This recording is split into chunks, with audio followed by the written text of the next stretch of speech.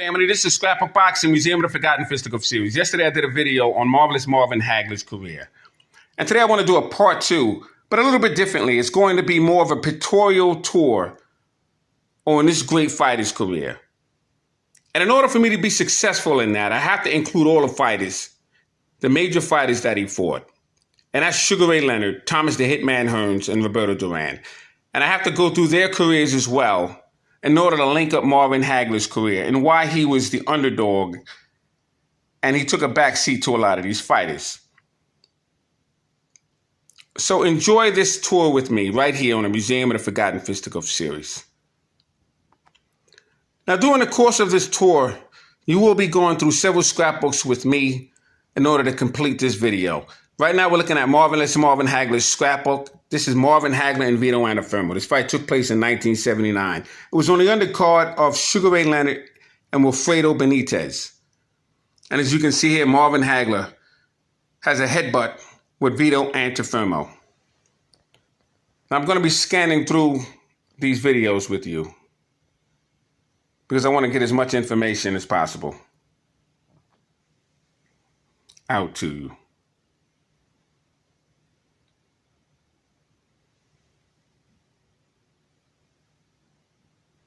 Now here you have Vito Antuofermo. I met him in 1979.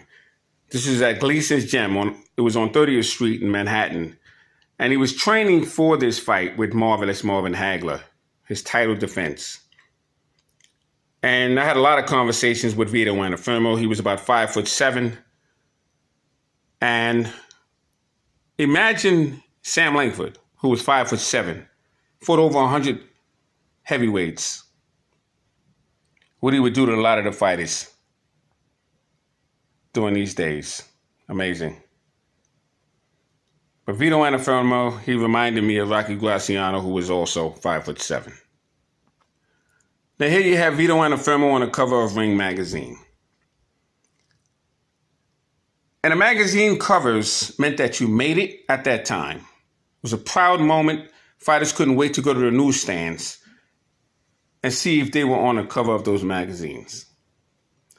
Here you have Vito Antuofermo and Marvelous Marvin Hagler. This is their fight careers, tail of the tape, if you will.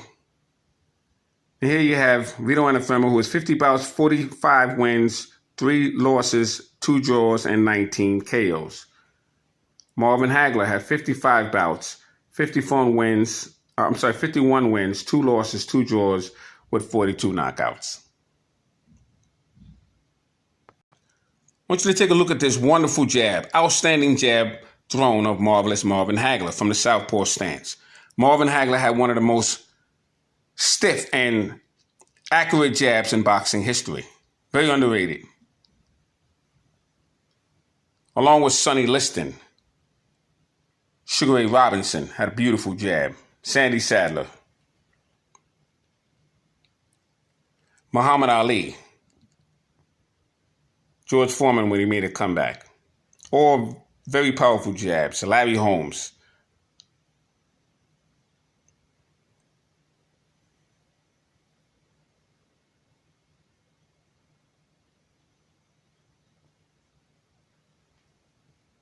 And the man who started the jab was Joe Gans. Most important weapon in boxing is the right or left jab. Thrown correctly will control any fighter, no matter who he is in boxing history.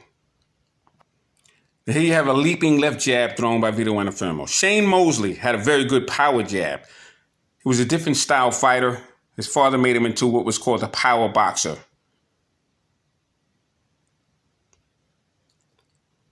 Marvelous Marvin Hagler and Vito Antuofermo. The hug and embrace, a well-fought fight. Little did they know at that time the verdict would be a draw. Now here you have Freddie Brown on the right shoulder of Vito Antuofermo. He was in the corner of Rocky Marciano. Rocky Graziano used to help him train in Stillman's gym. He would also be in the corner of Roberto Duran, along with Ray Arcel. Here you have the post-press conference with Marvin Hagler and Vito Antuofermo. Once again, Freddie Brown with a cigar in his mouth, laughing because he understood the game. I used to speak with Freddie Brown plenty of times in Gleason's gym. He also used to be in Gramedy's gym. But in Gleason's on 30th Street, before it moved to Brooklyn, I used to talk to Freddie Brown all the time. He told me about all the old-time fights, fighters, trainers, mob game, you name it. I spoke with Freddie Brown about it. He was a historian. Vito Anafirmo and Marvin Hagler. Here you have Vito the Mosquito. Now that fight was on the undercard of Sugar Ray Leonard and Wilfredo Benitez. 1979, Las Vegas, Nevada. And this would be the problem of Marvelous Marvin Hagler. You see, in 1976, Sugar Ray Leonard would win the gold medal in the junior welterweight division in Montreal. In that same year, Marvin Hagler would lose for the first time to a fighter by the name of Boogaloo Watts from Philadelphia. And what would hurt Marvin Hagler, he would lose again to Willie the Worm Monroe that same year. And what would add insult to injury was that Ray Leonard was the prima donna in those Olympic Games. And everyone couldn't wait to see what his decision would be, whether he turned professional or he would go to the University of Maryland. And here you have Wilfredo Benitez and Sugar Ray Leonard. That was the main event of that fight that night, 1979, Las Vegas, Nevada, for the WBC welterweight championship belt. Benitez turned professional when he was 15 years old, and he won a championship, the youngest to ever do it at the age of 17. Now here you have Wilfred Benitez. He was out of Puerto Rico, but he resided in New York. And you can see he has 2 crowns on his head at that time. He's on the cover of Ring magazine. I met him several times. Special Triple Crown issue for Zimmerman, Armstrong, and Ross. They wanted to add Wilfred Benitez to that list. Now, this magazine is called Boxing Digest, and Sugar Ray Leonard was on the first issue of that magazine. And the author of that magazine was Hank Kaplan. Now, Hank Kaplan, I was at his house about 5 times. He was one of the most major historians at that time, R.I.P. to him. And what he had in his home, he had most of his archives in his garage. And he had things from the 1600s forward. I've seen so many. I didn't even get a chance to finish looking at all the stuff he had. And I've been there 5 times. And I sat with him, and he spoke to me about boxing, really broke it down to me over the years of me knowing him. And I learned so much from Hank Kaplan, things I didn't even think I would know. Phenomenal. R.I.P. to Hank Kaplan. But he really admired Ray Leonard. Here you have Sugar Ray Leonard and Wilfred Benitez. This was the last fight that night. And you had Marvin Johnson.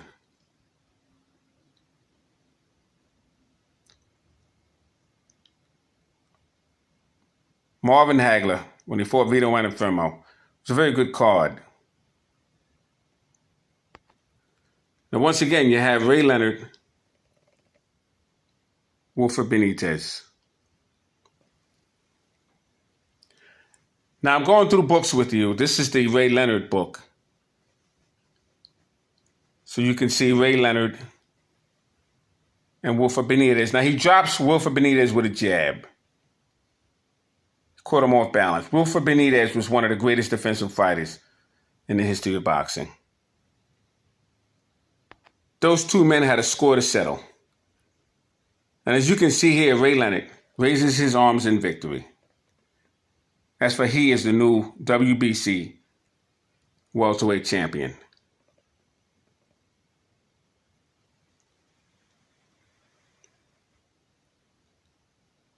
International Boxing, December 1979. You have Sugar Ray Leonard wearing the crown. He is the new WBC welterweight champion.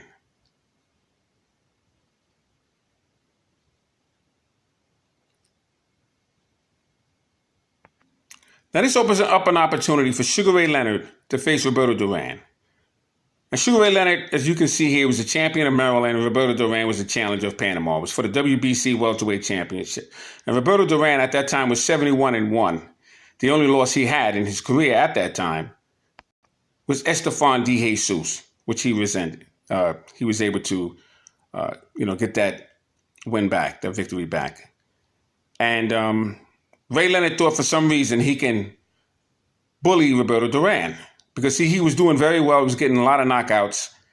And he just came up short with Roberto Duran. Roberto Duran was a lightweight moving up to welterweight. And for some reason, Ray Leonard thought that he can overpower him. But he forgot who he was in there with. That's Roberto Duran. I have him ranked number 3 as the greatest lightweight champion of all times, behind Benny Leonard and Joe Gans.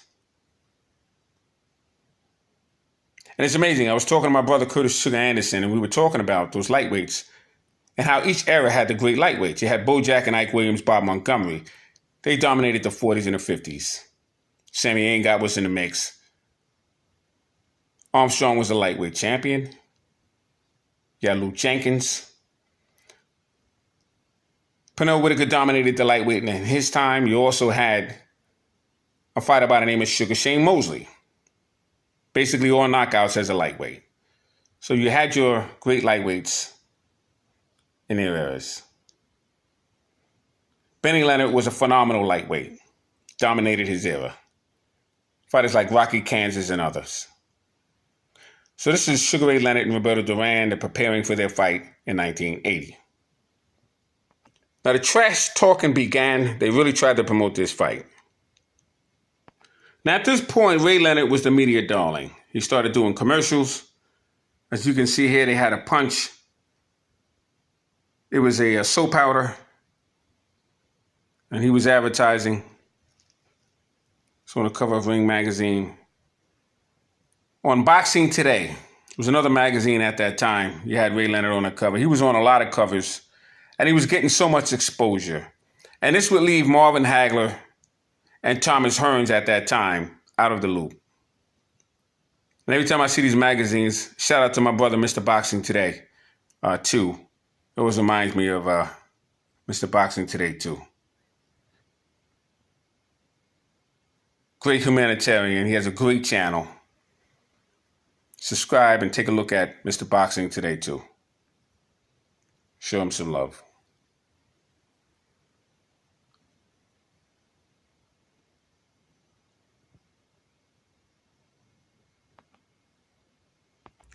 Now, at this point, Ray Leonard really started to shine. He was becoming a commentator for HBO and ABC Sports, along with Gil Clancy. And a lot of these men started looking at Leonard as their way to make it to the top. And Roberto Duran was no different. And this fight would be one of the great ones. See Roberto Duran on the cover of Ring magazine. September 1980. Now here I have Roberto Duran in a centerfold of another magazine that's out of print, Fight Game. And he's skipping rope, preparing for that fight. Like I said, Roberto Duran was a very special fighter. He would go up to 180 pounds and come back down to 135. And he was just a phenomenal fighter, was Roberto Duran. Came around at the right time.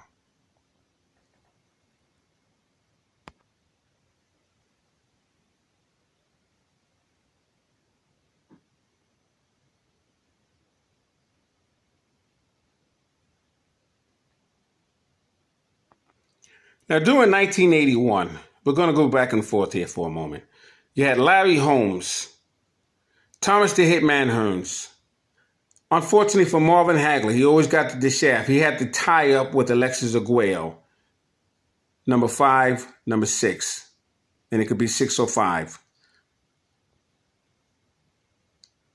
He had number 4, Wilfredo Gomez. Wilfred Benitez. Jerry Cooney. Roberto Duran. Salvador Sanchez was number 9.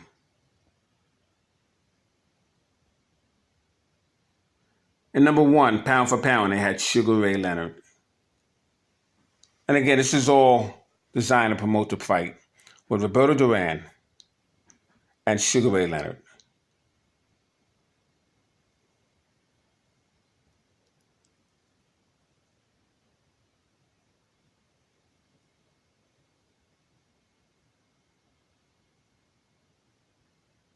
Here you have Sugar Ray Leonard being spoken about by Sugar Ray Robinson. No wonder he took my nickname. You had Carmen Basilio and Jose Napoles, Emil Griffith, Kid Gavilan. Many great fighters in boxing history in that welterweight division. All right, so here you have it. You have Sugar Ray Leonard and Roberto Duran. Carlos Padilla was the referee. This was in 1980 in Montreal. Now, Ray Leonard thought that Montreal would be a great place to house his fight because that's where he won his gold medal in the Olympic Games. Unfortunately for him, he was a little bit off on that. And it was mostly his fault because he tried to slug with Duran. He thought he was a bigger man and he could overpower Duran. And he was knocking out a lot of fighters on his way up. And Duran was coming up from the lightweight division, but he forgot the craftiness and the wittiness and the toughness of Roberto Duran. And the one thing he learned towards the end of that fight, he noticed that Roberto Duran did not like movement.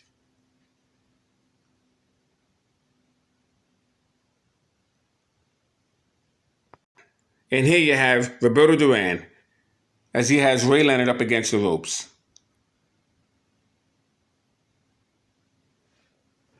He would outpower Roberto Duran in some instances, but Roberto Duran would overpower Ray Leonard. Now, this is the second fight. And I'm going back and forth between the first and second fight. As you can see here, Ray Leonard is putting a little bit more momentum on Roberto Duran. He's forcing the issue, but at the same time, he's very smart and intellectual with movement. And Ray Leonard started to understand very quickly between both fights that Roberto Duran did not like movement. That was his issue. He wanted to be the dominating force. But in the first fight, Ray Leonard couldn't handle the pressure and the power of Roberto Duran. Although lightweight, but he hit like a middleweight. He had the hands of stone. He once knocked out a horse in his native country, Panama.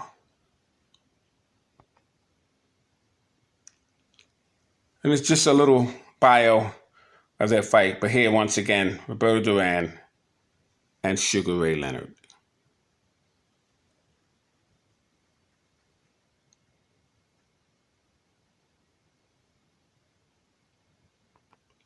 Carlos Padilla. I spoke with him several times. And he told me there were times when he was looking at stopping a fight with Roberto Duran and Ray Leonard. As you can see here, he's looking on very closely. But Ray Leonard would move his hands, and he would show that he was still in the fight. Carlos Padilla. He got his claim to fame from the Thriller in Manila when the fight was in the Philippines between Joe Frazier and Muhammad Ali, 1975. So I'm going to run through these photos now so we can get on with the next fight. But this was some fight. And it took the shine once again out of Marvin Hagler because that same year, 1980, Marvin Hagler would win the middleweight championship belt from Alan Minter. And like I stated before, Marvin Hagler did not get the title in the ring because he had to be barricaded because cups and everything but the kitchen sink was thrown in that ring at him, and he didn't get the belt until he actually made it back to the dressing room. And this fight would overshine that. And what didn't help was when Ray Leonard fought Davey Boy Green that same year, 1980, and he would throw a 5-punch combination, beautiful combination, that would knock out Davey Boy Green. And that combination wasn't thrown since Ray Robinson. And that was most talked about. So Hagler once again had to sit on the back burner. As you can see here, Roberto Duran jumps in victory as he knew he won the fight. This is before the decision was even rendered. And it's now official. He is the WBC lightweight champion. I'm sorry, WBC welterweight champion of the world. Now, he did win the lightweight championship as well from Ken Buchanan. That was a controversial knockout. Some say he hit him after the bell. But he was the lightweight champion and now the welterweight champion. In the rematch, Ray Leonard would get his welterweight championship belt back.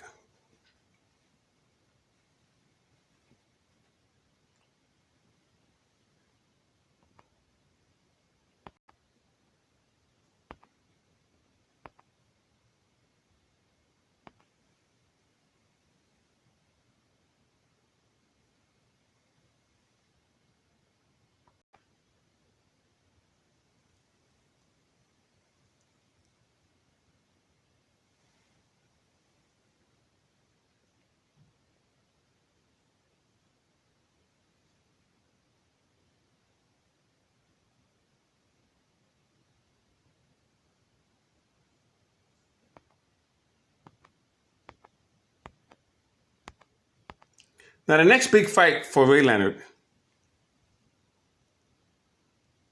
will be Thomas the Hitman Hearns, young man from Detroit, who would win the WBA version of the welterweight championship belt from Pepino Cuevas.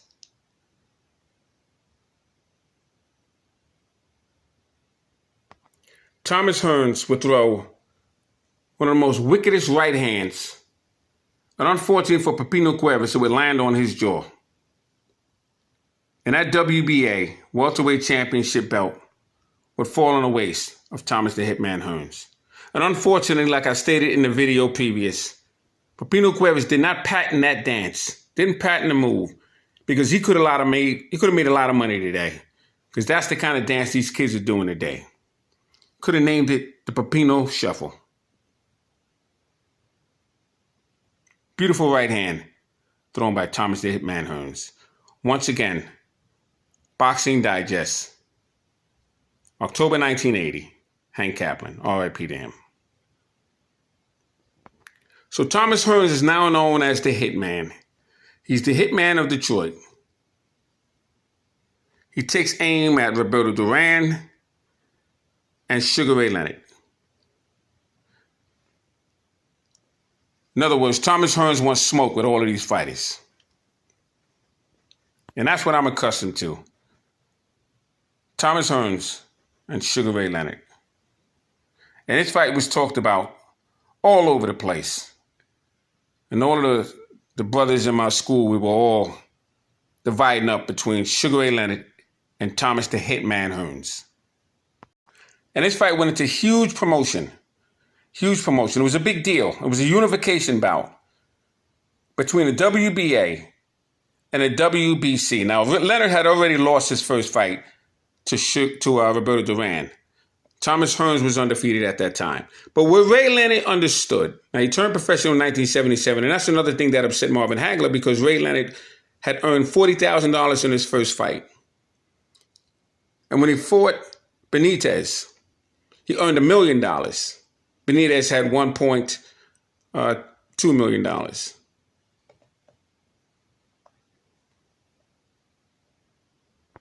And Thomas the Hitman Hearns, he was undefeated.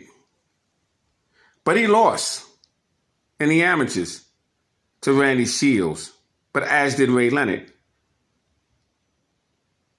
But you also had Aaron the Hawk Pryor, who would defeat Thomas the Hitman Hearns in the amateurs. But this fight was a dream fight, and everybody couldn't wait for it, including myself. And like I said, the promotion for this fight was nothing that I've ever seen. Now, how you have here, what you have here is Sugar Ray Robinson, number 1. Henry Armstrong was number 2. And Sugar Ray Leonard, they had ranked number 3. He won 145 fights out of 150.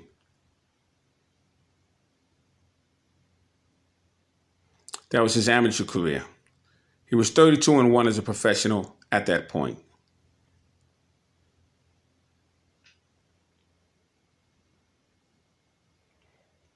Thomas Hearns and Sugar Ray Leonard. Wow, if you only knew at that time what that was like. Incredible.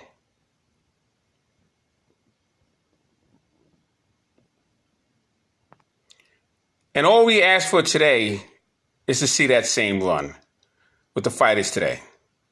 And we're having a hard time with that. But you didn't have that problem in the 80s. You didn't have that problem in the 70s and the 60s, 50s, 40s with Amo Griffith and Benny Gipperet and Gene Foreman and others. You didn't have those kind of problems. You have them today. So this is a different era. And this is my era right here because I enjoyed these fights.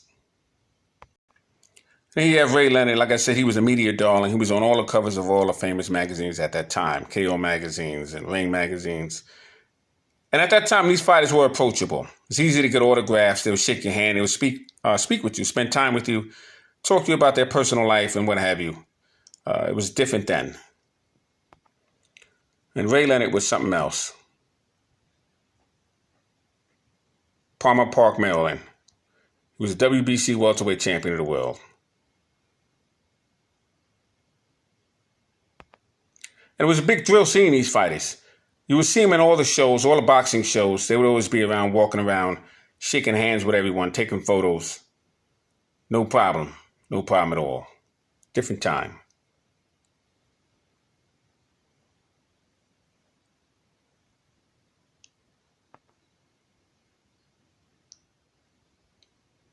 Great Sugar Ray Leonard. Just giving you a different angle here.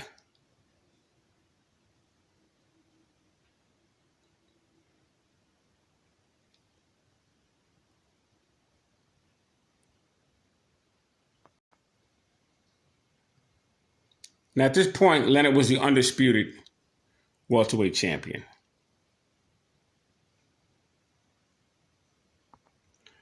And he was getting all the commercials. He was making the most money at that time. He was a commentator.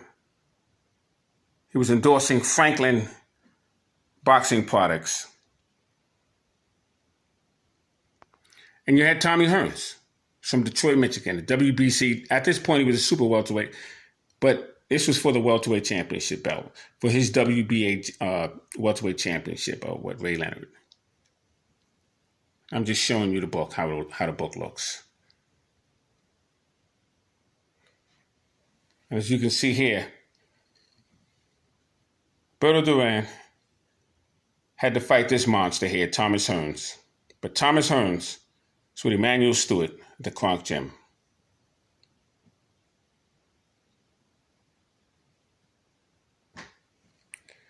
And that's where I met Thomas Hearns. I met him at Kronk Gym. It's in a different location now than where it was before. And here you have Mark Breland as he's training with Thomas the Hitman Hearns. And if you look closely here, you'll see Frank Tate. Frank Tate was in 1984. He was a teammate of Mark Breland in the Olympic Games in Los Angeles. And he would lose his title, middleweight championship strap, to none other than Michael second to none. And both those men would go back and forth in the amateurs. I've seen the amateur competitions as well. Ray Leonard training for his match with Thomas Hearns.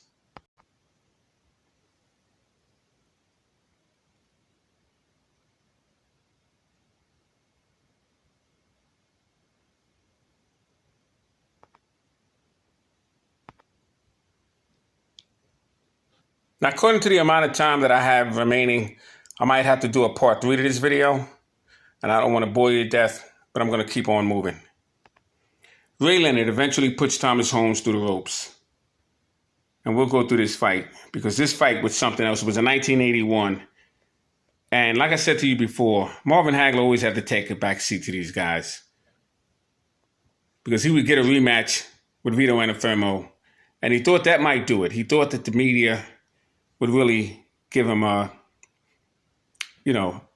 his justice due, and it didn't happen because this fight took place. And it was such a thrilling fight that there's no way you can have another conversation outside of this match. Now, if you look right here, you can see the punch that actually did Ray Leonard's left eye in.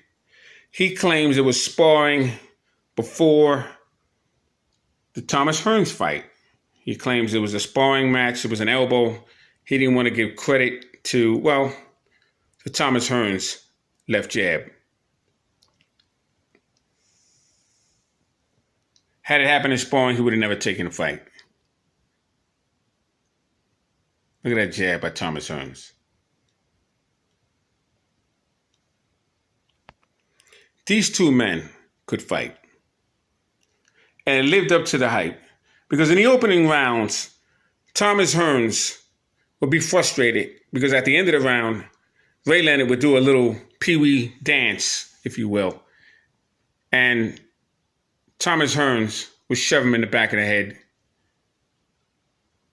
And Ray Leonard knew then that he got into his head.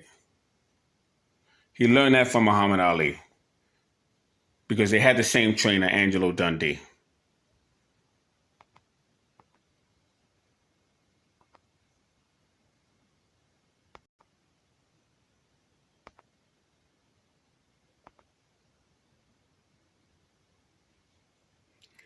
That Thomas Hearns has some jab, I'll tell you. Look at his foot position. If you notice, his back foot, the edge of that toe is pushing off with that jab. Snaps the head back of Ray Leonard. Now let's take a look over here. Now Ray Leonard keeps his distance from Tommy Hearns.